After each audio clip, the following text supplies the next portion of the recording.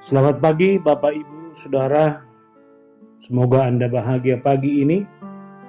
Dan mari kita terima hari ini sebagai anugerah pemberian Tuhan bagi kita.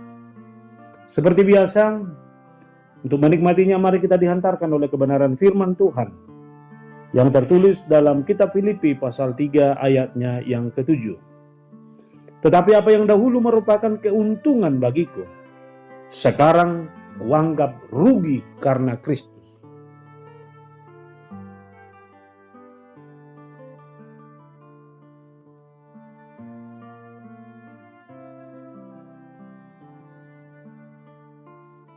Semua orang pasti memiliki sesuatu yang dapat dia banggakan dalam hidupnya. Kebanggaan itu bisa terletak pada keluarga, status sosial, jabatan atau prestasi yang dengan susah payah kita dapatkan. Setiap kebanggaan itu tentu akan membuat hidup kita semakin diperhitungkan dan dihormati oleh banyak orang. Demikian halnya dengan Paulus, dia begitu populer dan dihormati sebagai tokoh yang sangat dikagumi di kalangan Yahudi karena prestasinya yang luar biasa dalam mengejar orang-orang Kristen yang dianggap sebagai kelompok yang merusak bagi tatanan hidup bermasyarakat dan keagamaan mereka. Tetapi setelah bertemu dengan Kristus, apa yang menjadi kebanggaan dan keuntungan bagi dirinya secara lahiriah, dia anggap sebagai kerugian, bahkan dia menganggapnya sebagai sampah. Perubahan sudut pandang inilah yang menjadikan Paulus menjadi tokoh panutan bagi semua orang sepanjang sejarah kekristenan. Apa yang kita capai secara lahiriah tidaklah lebih hebat dari perjumpaan kita dengan Kristus. Hidup di dalam Kristus adalah status baru yang menjadi kebanggaan bagi hidup kita yang melebihi segala apa yang ada di dunia ini.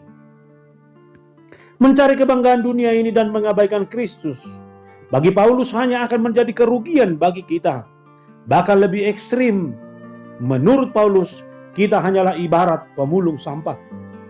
Apa yang mendasari sikap Paulus ini menjadi sesuatu yang mendesak bagi kita sekarang untuk kita pergumulkan bersama.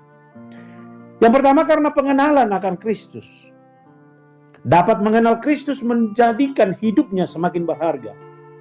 Kristuslah yang menjadikan hidup kita penuh dengan sukacita dan kebahagiaan. Tanpa Kristus, hidup kita akan gersang tanpa arti apa-apa. Bahkan akan menuju kepada kebinasaan. Sehingga sama seperti Paulus yang menemukan sukacitanya yang sesungguhnya di dalam Kristus, maka kita pun haruslah demikian. Yang kedua, Kristuslah yang menjadikan segala sesuatunya menjadi berharga. Kita boleh memiliki harapan dan cita-cita untuk mencapai yang terbaik dalam hidup kita. Dan ketika semuanya itu kita dapatkan, tetapi kita kehilangan Kristus, semuanya akan menjadi seperti sampah. Kristuslah yang menjadikan hidup kita berharga, sehingga kita harus mampu membuang segala sesuatu yang dapat menjauhkan kita dari kehidupan bersama dengan Kristus, yaitu kebanggaan diri yang berlebihan, bahkan perasaan yang menganggap bahwa diri kita lah yang paling benar. Kita menjadi hebat dan benar, serta diperhitungkan, bukan karena diri kita, tetapi karena Kristus yang ada dalam diri kita. Ketiga, keinginan yang terus-menerus hidup di dalam Kristus. Kalau kita sudah memilih Kristus, maka kita harus memiliki komitmen untuk hidup di dalam Kristus.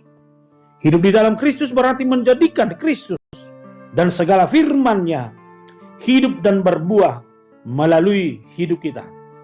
Pergumulkanlah firman Tuhan siang dan malam sebagai sumber hidupmu. Nah saudara, jalanilah hari ini dan lakukanlah seluruh aktivitasmu menjadi kesaksian bagi semua orang bahwa Kristus yang menjadi teladan, dan hidup di dalam Kristus, hidupmu pasti akan diuntungkan. Tuhan memberkati hidup saudara. Amin. Berdoa. Terima kasih Tuhan. Engkau adalah Allah yang hidup, adalah Allah yang menata kehidupan kami dan memberkati kami dalam segala hal. Kalau Tuhan boleh memilih Paulus menjadi kesaksian akan segala karunia dan anugerah Tuhan, biarlah Tuhan juga memilih kami untuk menjadi kesaksian akan kebenaran firman Tuhan dalam seluruh kehidupan kami. Keuntungan kami adalah karena kami hidup bersama dengan Kristus. Sehingga Tuhan, apapun yang kami capai, apapun yang kami lakukan, biarlah itu semua demi kemuliaan Kristus. Terima kasih, inilah doa permohonan kami, hanya di dalam Kristus Yesus yang adalah Tuhan dan Juru Selamat kami yang hidup. Amin.